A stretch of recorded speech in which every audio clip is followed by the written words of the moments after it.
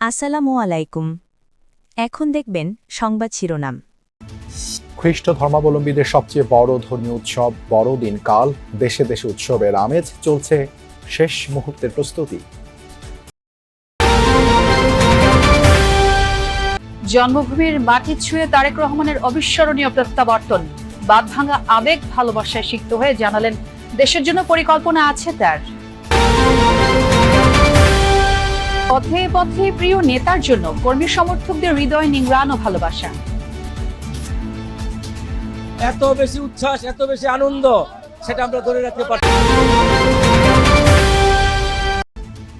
রাজধানীর মগবাজারের wireless gate এলাকায় এক ককটেল বিস্ফোরণ, একজন নিহত, সরাসরি মাথায় আঘাতের কারণে মৃত্যু ধারণা পুলিশের। কোথা থেকে কিভাবে আসলো?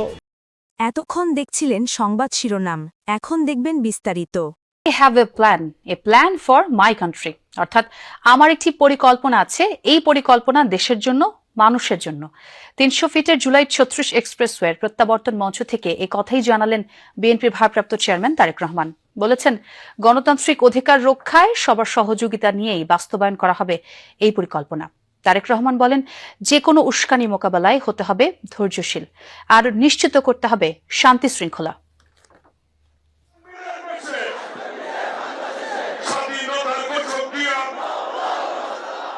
জনসমুদ্র, যে সমুদ্রে শুধু মানুষেরই ঢেউ, যেখানে এক সাহসী নাবিকের ঝঞ্ঝা বিক্ষুব্ধ দীর্ঘ নির্বাসিত পথ মারিয়ে ঠিক তীরে পৌঁছে জনতার কাছে নিজেকে সমর্পণ, মুখের স্মিত হাসি আর হাত নেড়ে এই বিপুল জনস্রোতে আসলে কে কাকে জানালো অভিবাদন?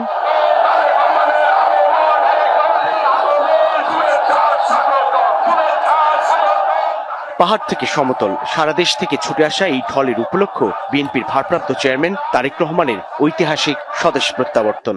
আবাল বৃদ্ধ বনিতা, কৃষক, শ্রমিক, মজুর, সব শ্রেণী পেশার মানুষের গন্তব্যে এসে মিলেছে পূর্বাচলের ৩৬ জুলাই এক্সপ্রেসওয়েতে, যে স্রোতে হাজার মাইল ভ্রমণ যাত্রার ক্লান্তি ভুললেন তারেক রহমান। কে নেই এই মিছিলে? গণতান্ত্রিক আন্দোলনে নেমে যে নেতার ডাকে ঘর ছেড়ে গেরিলার মতো বনজঙ্গলে ফসলের মাঠে আশ্রয় নিয়েছিলেন, যে নেতার ডাকে মামলা আর গ্রেফতারের মুখোমুখি হতে দ্বিধা করেননি, সেই সব সাহসী মুখ এসেছে এখানে। গুম, খুন, নিপীড়নের মুখোমুখি হয়ে যে জনতা ভোটের অধিকারে ছিল সোচ্চার, সেই তাদের ভিড় তৈরি করেছে এই বিপুল জনারণ্য। নবী করিম সাল্লাল্লাহু আলাইহি সাল্লামের ন্যায় পরায়ণতার আলোকে আমরা দেশ পরিচালনার সর্বোচ্চ চেষ্টা করব। যে রাজনীতির নির্মম পরিহাসে তারেক রহমানের দেশ ত্যাগ, সেই রাজনীতির টানেই ফিরেছেন। সেই মানুষের কাছে এসে তিনি নতজানু, আবেগাপ্লুত, কৃতজ্ঞ। তুলে ধরলেন মায়ের পাশে যাওয়ার আকুলতার কথাও। সন্তান হিসেবে আমার মন আমার মায়ের বিছানার পাশে পড়ে আছে, কিন্তু যাদের জন্য জীবনকে উৎসর্গ করেছে, অর্থাৎ আপনারা, সেই মানুষগুলোকে আমি কোনোভাবে ফেলে যেতে পারি না। যে কোনো মূল্যে শান্তি শৃঙ্খলা ধরে রাখার আহ্বান জানান বিএনপির ভারপ্রাপ্ত চেয়ারম্যান। বলেন, সব ধর্ম ও শ্রেণীর পেশার মানুষের নিরাপত্তা নিশ্চিত করতে হবে। বিভিন্ন আধিপত্যবাদ শক্তির গুপ্তচরেরা বিভিন্ন ভাবে ষড়যন্ত্রে এখন লিপ্ত রয়েছে। আমাদেরকে ধৈর্যশীল হতে হবে। যে কোনো মূল্যে আমাদেরকে এই দেশের শান্তি শৃঙ্খলা রক্ষা করতে হবে। যে কোনো উস্কানির মুখে আমাদেরকে ধীর শান্ত থাকতে হবে। স্পষ্ট করে জানালেন নতুন বাংলাদেশ ঘিরে নিজের ও দলের পরিকল্পনার কথা। এই বাংলাদেশের মাটিতে দাঁড়িয়ে আপনাদের সকলের সামনে আমি বলতে চাই, I have a plan for the people of my country, for my country. দেশের মানুষের ভাগ্যের পরিবর্তনের জন্য যদি সেই প্ল্যান, সেই কার্যক্রম, সেই পরিকল্পনাকে বাস্তবায়ন করতে হয়, প্রত্যেকটি মানুষের সহযোগিতা আমার লাগবে। ৭১ থেকে ২৪ কিংবা গণতান্ত্রিক আন্দোলনে নিহতদের ঋণ পরিশোধে সকলে মিলে দেশ গড়ার আহ্বান জানান বিএনপির ভারপ্রাপ্ত চেয়ারম্যান তারেক রহমান। একদিকে প্রচন্ড কুয়াশা, অন্যদিকে তীব্র শৈত্যের প্রবাহ। এর মধ্যেই ৩৬ জুলাই এক্সপ্রেসওয়েতে এক কৃষ্ণ অভ্যর্থনার আয়োজন, যার মূলে বিএনপির ভারপ্রাপ্ত চেয়ারম্যান তারেক রহমানের দীর্ঘ ১৭ বছরের নির্বাসিত জীবন শেষে দেশে ফেরা।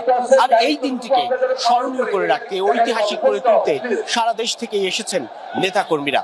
উপলক্ষ একটি, তারেক রহমানের ঐতিহাসিক এই স্বদেশ প্রত্যাবর্তন।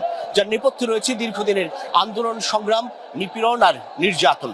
আগামী দিনে ভোটাধিকার প্রতিষ্ঠার গণতান্ত্রিক সেই সংগ্রামে আরো একবার তারেক রহমান নেতৃত্ব দেবেন এদেশের সাধারণ মানুষকে, সেই প্রত্যাশা উপস্থিত সর্বস্তরের। এলেন, দেখলেন আর জয় করলেন। বিএনপির ভারপ্রাপ্ত চেয়ারম্যান তারেক রহমানের দেশে ফেরাটা অবিস্মরণীয় হয়ে ওঠে নেতাকর্মীদের আবেগে, উচ্ছ্বাসে। বিমানবন্দর থেকে ৩০০ ফিট সড়কের মঞ্চ মাত্র ৫ কিলোমিটারের মতো দূরত্ব যেতে কেটে গেছে ৩.৫ ঘন্টা। পুরো পথেই চলেছে আবেগের মহাসমুদ্রে অবগাহন। স্লোগান আর ফুলের পাপড়িতে লেখা হলো তার স্বদেশ প্রত্যাবর্তনের গল্প। নিশ্ছিদ্র নিরাপত্তার চাদরে মোড়ানো থাকলেও নেতাকর্মীদের ভালোবাসার উষ্ণতা ছুঁয়ে গেছে তারেক রহমানকে।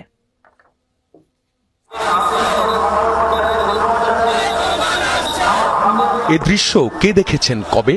সম্ভবত একেই বলে রাজকীয় প্রত্যাবর্তন। বুলেট প্রুফ কাচে ঘেরা বাস, নিরাপত্তা বেষ্টনী নিশ্ছিদ্র, কিন্তু বাঁধ ভাঙা আবেগের কাছে সবই যেন উবে যায় কর্পূরের মতো। ঘড়ির কাঁটায় তখন দুপুর 12:30। অপেক্ষার দীর্ঘ প্রহর শেষে খুলে যায় হযরত শাহজালাল আন্তর্জাতিক বিমানবন্দরের ভিআইপি গেট। বেরিয়ে আসেন Tarek Rahman. Bullet proof SUV নয়, উঠলেন লাল সবুজ রাঙানো বাসে। গায়ে তার সবার আগে বাংলাদেশ। কার্গো গেট দিয়ে বেরিয়েই দেখলেন জনস্রোত। দিন, মাস, বছর গুণে যারা অপেক্ষায় ছিলেন প্রিয় নেতার। কণ্ঠে তাদের স্লোগান, আগমনী তারেক রহমানের। আজকের এই দিনটার অপেক্ষায় আমরা গত 17 বছর অপেক্ষায় ছিলাম। নেতা কর্মীদের মাঝে যে একটা আনন্দ, এটা ঈদের চেয়ে বেশি খুশি।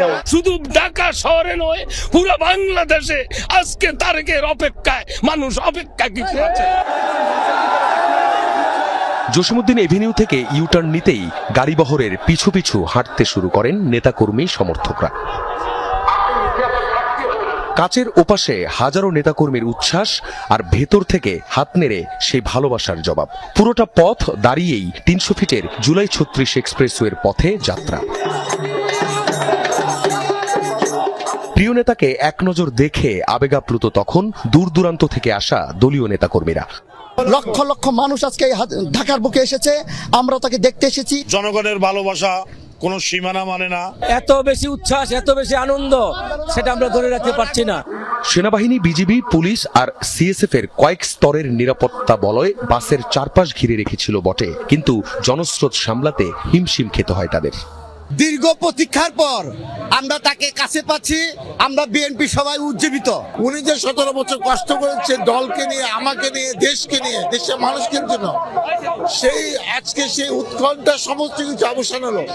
খিলক্ষেত কুড়িল ফ্লাইওভার পেরিয়ে